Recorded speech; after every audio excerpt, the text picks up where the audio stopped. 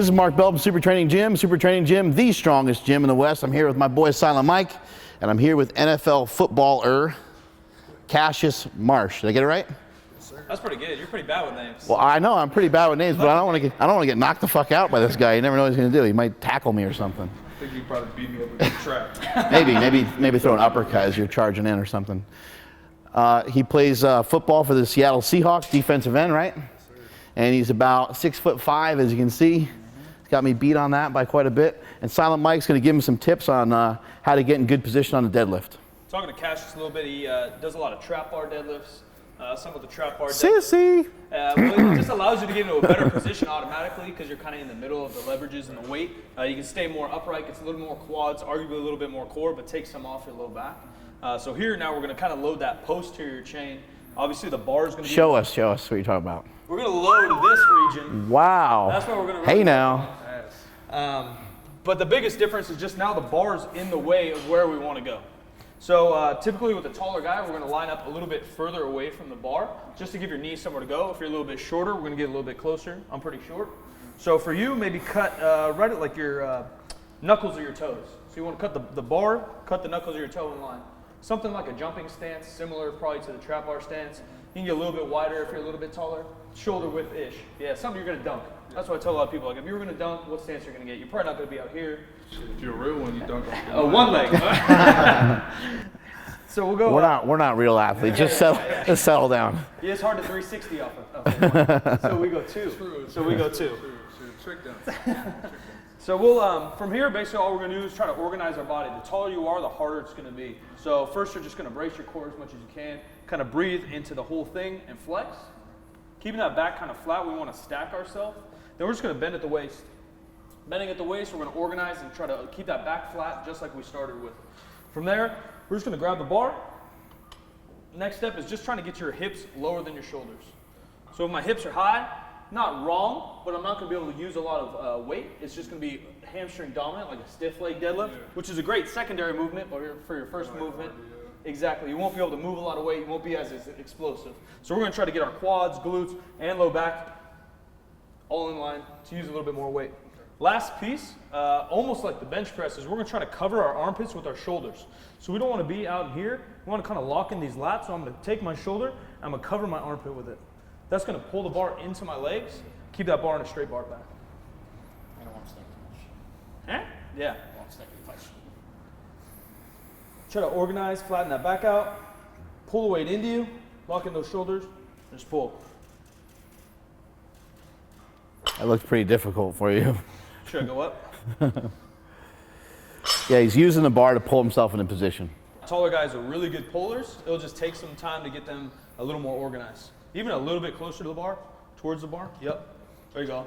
Now organize it, try to flatten this out. Pull that bar into your shins. Good, and drive through your midfoot. Easy money. There you go. Good, let's have your hips just a little bit higher. Higher. Good, now pull the weight into you. There you go. Keep the weight closer to your shins at the bottom. Yeah, there you go. Mess up the white tights. That's right. The dirty bar. Perfect.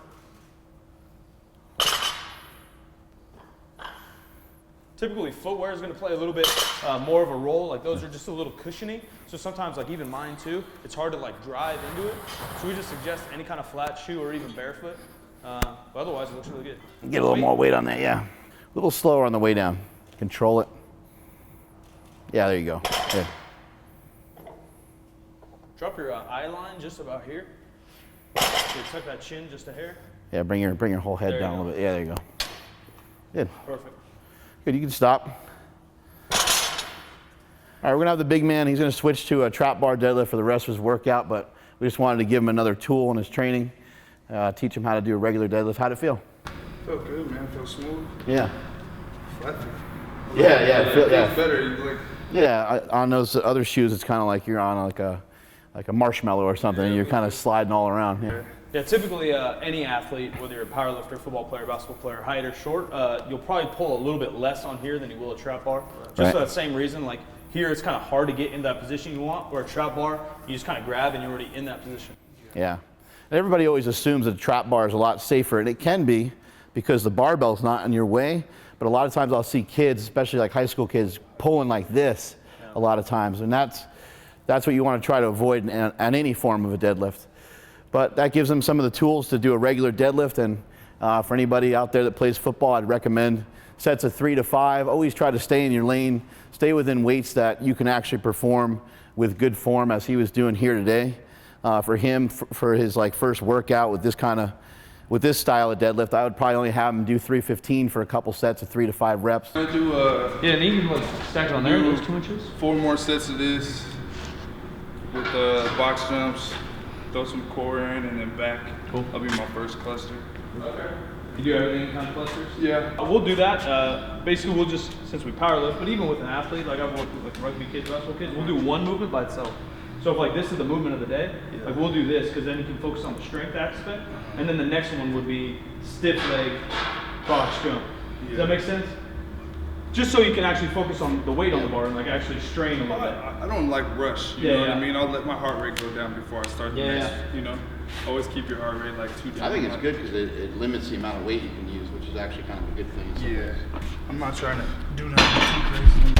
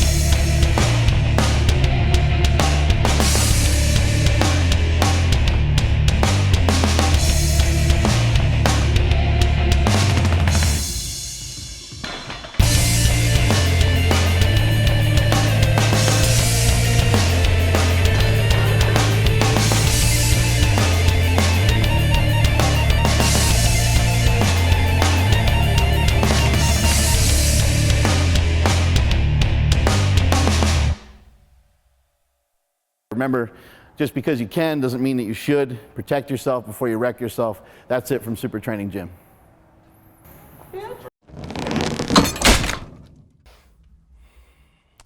Leave us a like or you're off the team. Leave a comment down below. And if you want to watch other videos from the strongest gym in the West, click right here.